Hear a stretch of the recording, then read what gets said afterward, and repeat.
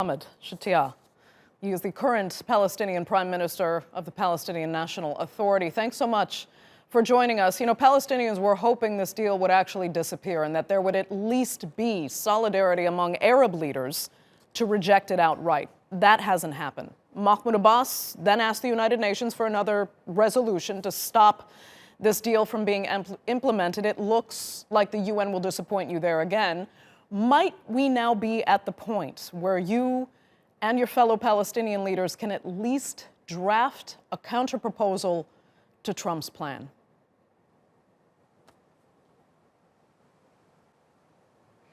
Well, look, the Arab countries have actually rejected the plan in the same way that Europeans have rejected the plan. I was in Ethiopia where all African leaders have rejected the plan.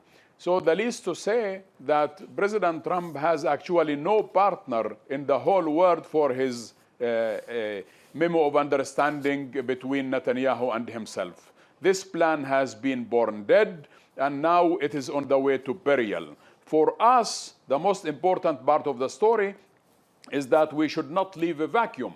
The question is, how do we fill the vacuum? We have proposed that there has to be an international conference with the participation of the United States and Europe, as well as Russia, some other countries, United Nations, and plus Arab countries, non-Arab countries, and so on, so that we have an international conference based on international legitimacy, United Nations resolutions, and international law.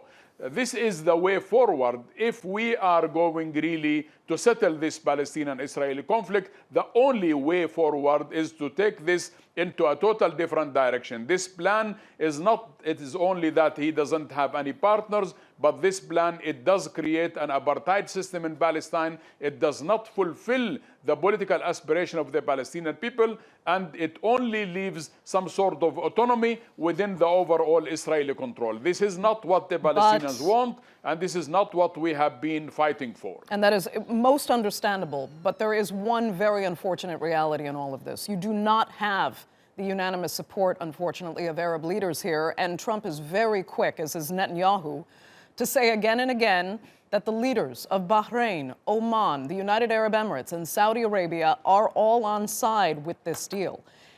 They are powerful partners to have in the region, and it's bolstered Trump's case to go forward.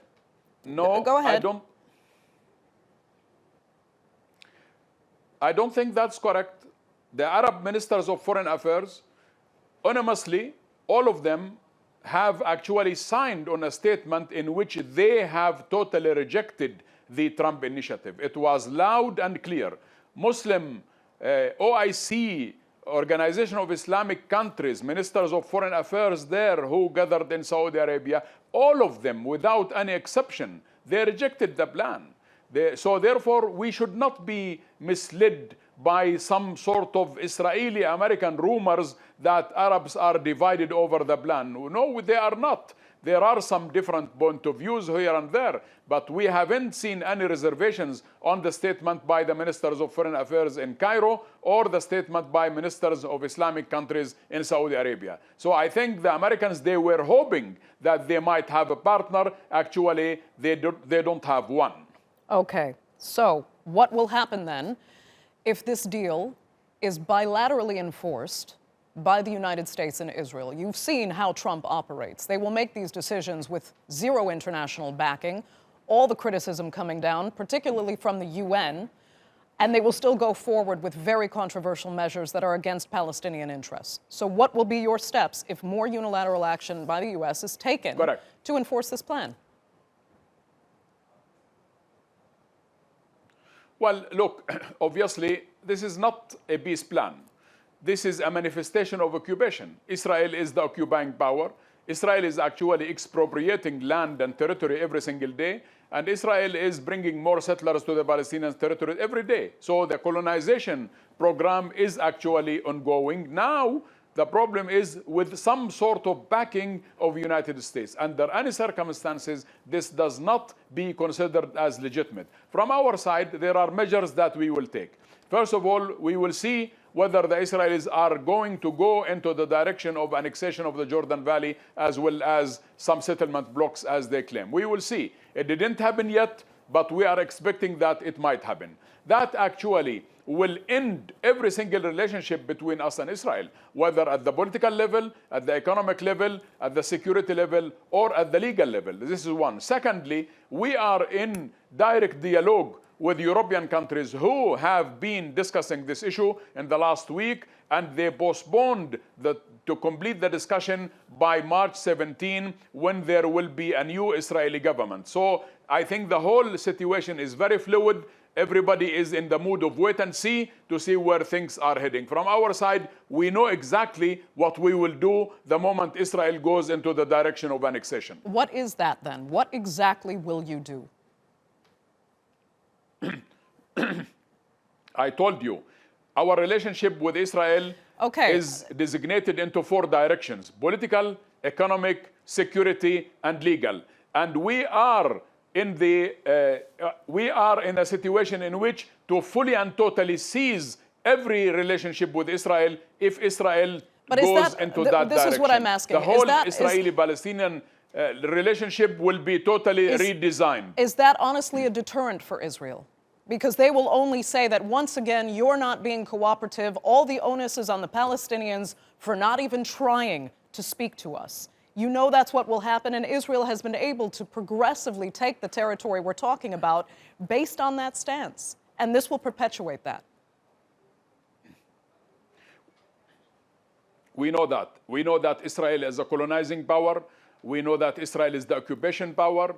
We know, and our people have been standing solid to resist it, and we are not able to do it ourselves. We need an international coalition to stop this Israeli aggression on one hand, and we need an international coalition to preserve the 2 states that the whole world is talking about. Every single country that does really care for a 2-state solution should come forward and recognize Palestine as a state on the borders of 67 with Jerusalem as its capital. That is the international reaction. That is what it should be, and that is where we are heading. Right, okay. I have just a minute left with you, and I wanted to ask one final very important question.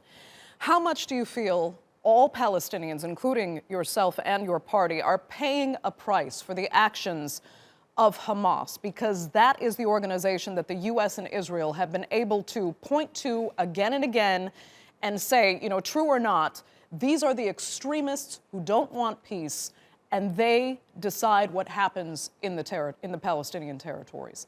Is there a way for your party to take the honest lead here and perhaps, I don't know, overcome, if I can say, the reputation that Hamas has in the region and unfortunately in the West for being an organization that Israel cannot work with, that is extremist and cannot be dealt with in a peace agreement?